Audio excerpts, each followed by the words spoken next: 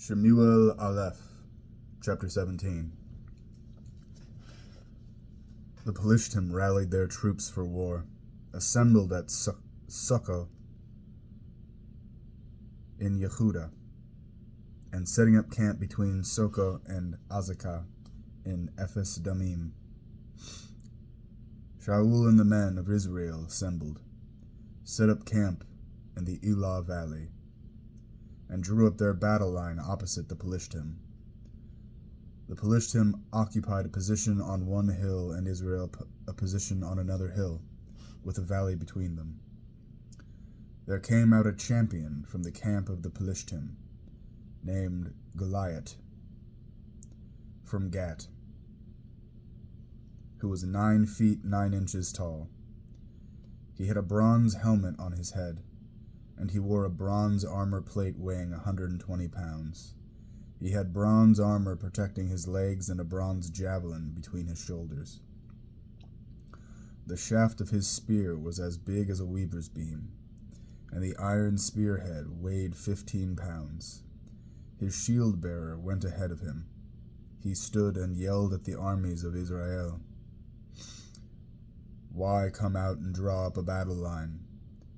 I'm a Pelishtai, and you are servants of Shaul.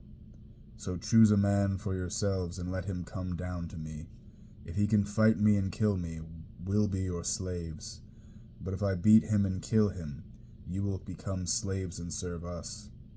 The Pelishtai added,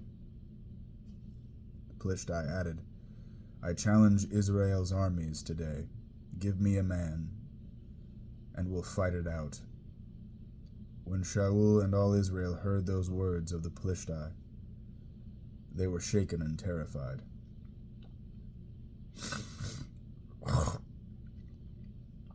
Now David was the son of that Ephrati from Bethlehem in Yehuda named Yeshai. He had 8 sons, and in the time of Shaul he was old. The years had taken their toll. Yeshai's 3 oldest sons had followed Shaul to battle. The names of his 3 sons who went to battle were Eliab, the firstborn, next to him Abinadab, and the third Shammah. David was the youngest. The 3 oldest followed Shaul. David went back and forth from Shaul to pasture his father's sheep at Bethlehem. Meanwhile, the Pelishtai approached with his challenge every morning and evening for 40 days.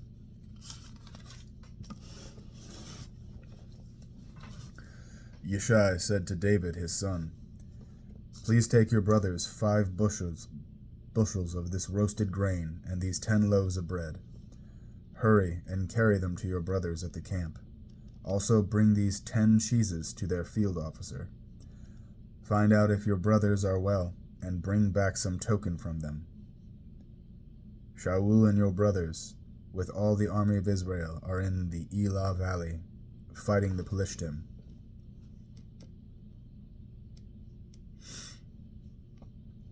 David got up early in the morning, left the sheep with a helper, took his load and set out, as Yeshai had ordered him. He arrived at the barricade of the camp, just as the troops were going out to their battle stations and shouting the war cry. Israel and the Pelishtim had set up their battle lines facing each other. David left his equipment in charge of the equipment guard, ran to the troops, went to his brothers and asked if they were well. As he was talking with them, there came the champion, the Pelishtai, from Gat named Golyat, also translated as Goliath.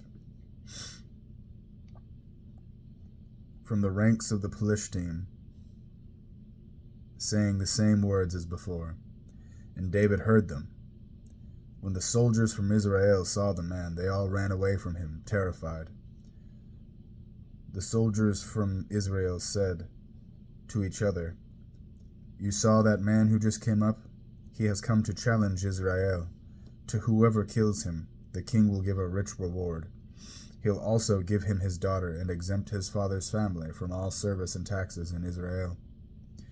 David said to the men standing with him, "What reward will be given to the man who kills this Philistine and removes this disgrace from Israel? Who is this uncircumcised Philistine,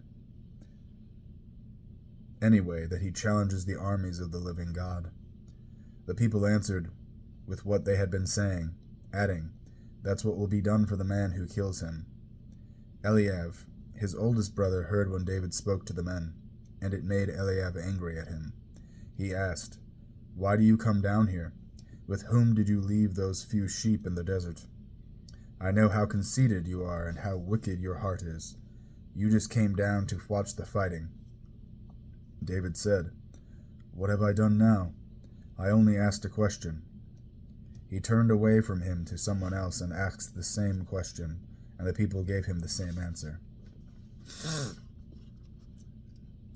David's words were overheard and told to Shaul, who summoned him. David said to Shaul, "No one should lose heart because of him. Your servant will go and fight this Philistine." Shaul said to David, "You can't go to fight this Philistine. You're just a boy, and he has been a warrior from his youth." David answered Shaul, "Your servant used to guard his father's sheep. When a lion or a bear would come and grab a lamb from the flock, I would go after it, hit it, and snatch the lamb from its mouth. And if it turned on me, I would catch it by the jaw, smack it, and kill it. Your servant has defeated both lions and bears, and this uncircumcised Philistine will be like one of them, because he has challenged the armies of the living God." Then David said, "Adonai, who rescued me from this paw of the lion and from the paw of the bear, will rescue me from the paw of this Philistine." Shaul said to David, "Go, may Adonai be with you." Shaul dressed David in his own armor. He put a bronze helmet on his head and gave him armor plate to wear. David buckled his sword on his armor and tried to walk, but he wasn't used to such equipment. David said to Shaul, "I can't move wearing these things, because I'm not used to them." So David took them off. Then he took his stick in his hand and picked 5 smooth stones from the riverbed, putting them in his shepherd's bag, in his pouch. Then, with his sling in his hand, he approached the Philistine. The Philistine, with his shield-bearer ahead of him, came nearer and nearer to David. The Philistine looked David up and down, and had nothing but scorn for what he saw. A boy with ruddy cheeks, red hair, and good looks. The Philistine said to David, "Am I a dog? Is that why you're coming at me with sticks?" And the Philistine cursed David by his God. Then the Philistine said to David, "Come here to me, so I can give your flesh to the birds in the air and the wild animals."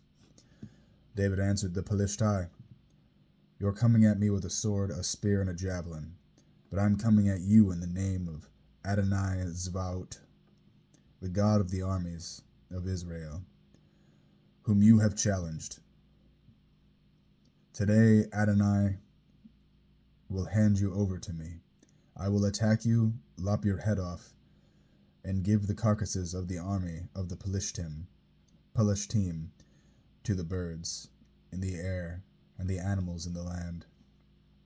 Then all the land will know that there is a God in Israel, and everyone assembled here will know that Adonai does not save by sword or spear, for this is Adonai's battle, and he will hand you over to us."